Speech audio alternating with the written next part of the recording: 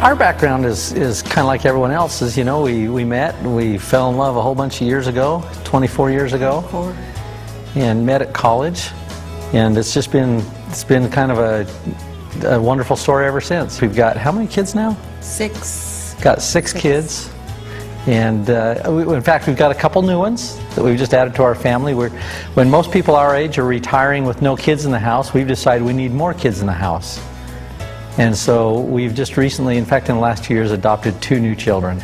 And so it's exciting to have a large family because it gives us the abilities to, well, I don't always feel young, but at least we think young because we have to. Our kids get us to it. And we do a lot of things together.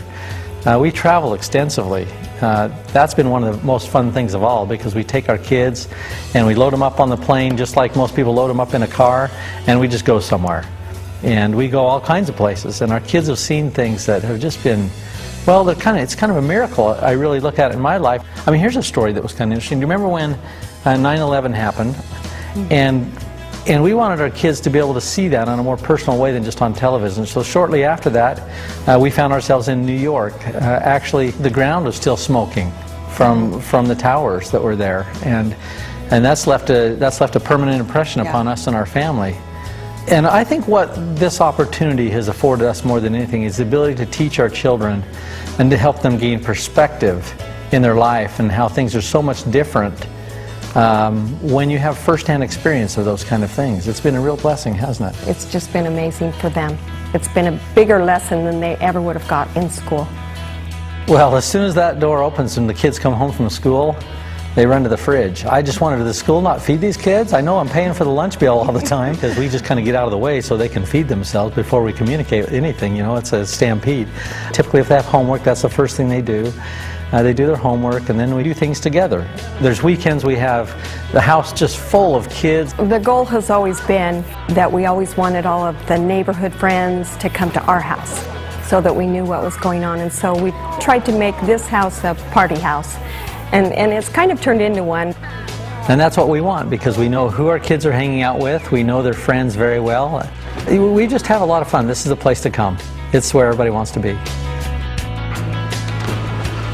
There's probably no place in the country quite like St. George, you know, with the proximity of the 5 parks so close to us. There's just something new every day.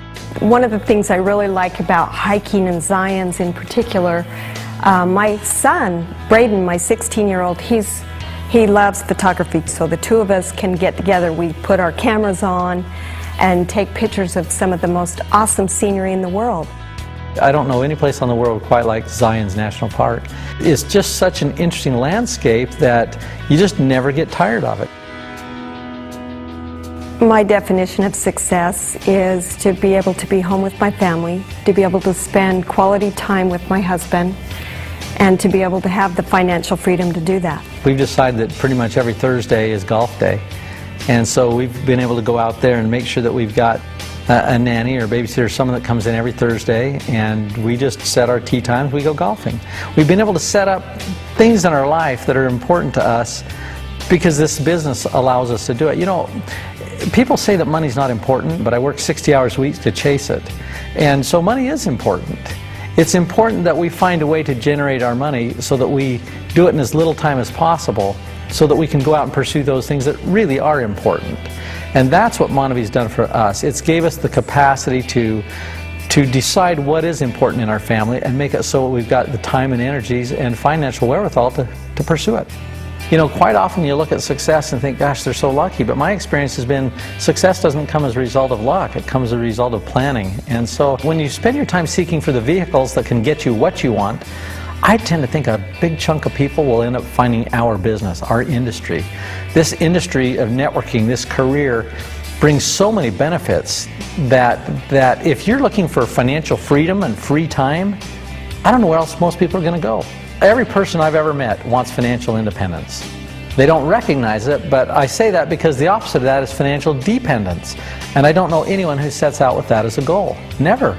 And so for us, it's just been a constant pursuit that led to this industry of network marketing.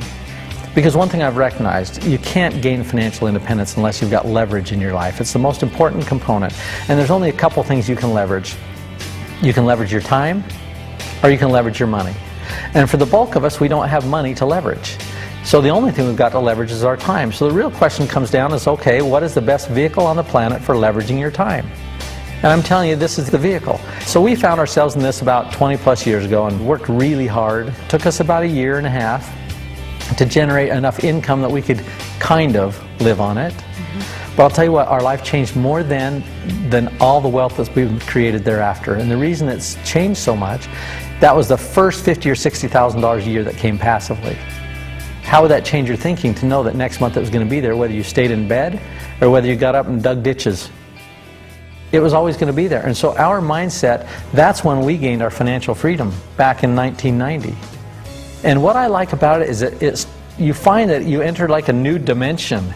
Your mind is able to start focusing on things you hadn't focused before. Things like, well, more altruistic things. How can I make a difference today? How can I contribute to somebody else who may not be in the same circumstance in life, who may have pain or have suffering or for whatever reason? You know, we live in a world that's got a lot of challenges. And I'm telling you, we've got to be part of the solution. And you can't give someone what you don't have yourself. So the first way to help the poor is don't be poor. That's the first thing. You know, if you want to help someone spiritually, you better be spiritual yourself. You can only give what you have. And so once you recognize that your own personal battles are over and you can get out of yourself and stop focusing on you, it's amazing what differences you can make in the world. We support the More Project. Our auto ship on a monthly basis pays a donation to the More Project. We believe in it. I think that's a big part of Monavie and what it's done for the community of Brazil. We do need to give back, and actually we have a goal to take our kids down there and let them see what it's like down there and see the slums so that they can do everything they can to help besides just monetarily. I love what Dallin says. Dallin says if we just grow a giant company but we haven't made any differences in people's lives, we've wasted our time. We love the More Project. We're excited about it, and you know, truth is we feel like we've been blessed very much, so we have to give back.